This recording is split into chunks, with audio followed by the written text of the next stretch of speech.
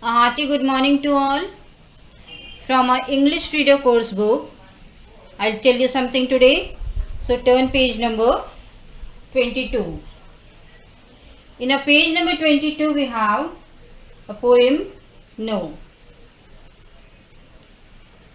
Just imagine what mental image comes to your mind when your parent says no to you. Next.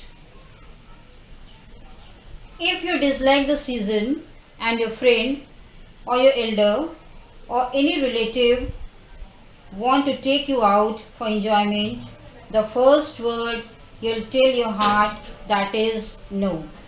In the same way, if you are staying in the hills, you may enjoy summer and not the rainy season. Many of you may not prefer winter because you are unable to enjoy certain sports like swimming. So, one or the other likes and dislikes are there. Come to the poem. In every line of the poem, the word no is used by the poet. If you have a glance, the last line of the poem has a single word, that is November.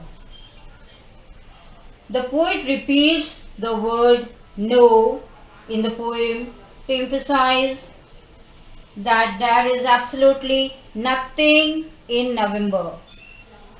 In the poem, the poet is stating that in November, nothing goes on. It's a dreary month, filled with nothing, filled with all sorts of no's.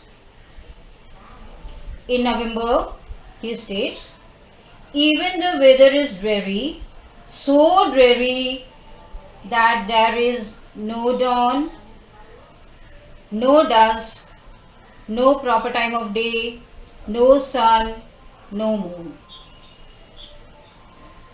There are no indications where the crescents go and no top to any steeple. No recognitions of familiar people and courtesies are there. There is no desire to do anything in the month of November.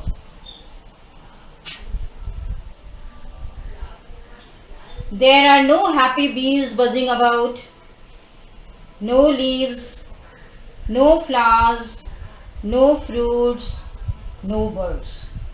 In addition, there is no fun party to attend either.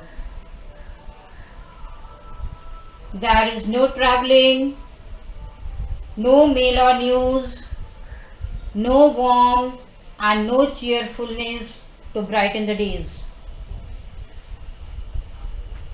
The poet is using the word November and uses it in a playful word no.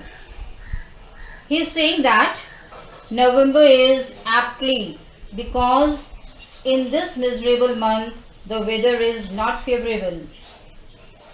The good company of friends are not available and there is nothing to look forward to. Thank you.